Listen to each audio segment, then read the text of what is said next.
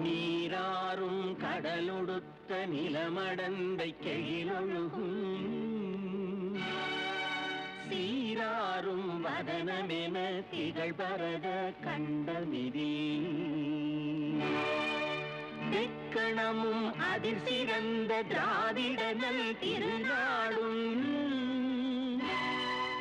தக்க சிறு திரை முதலும் தரித்த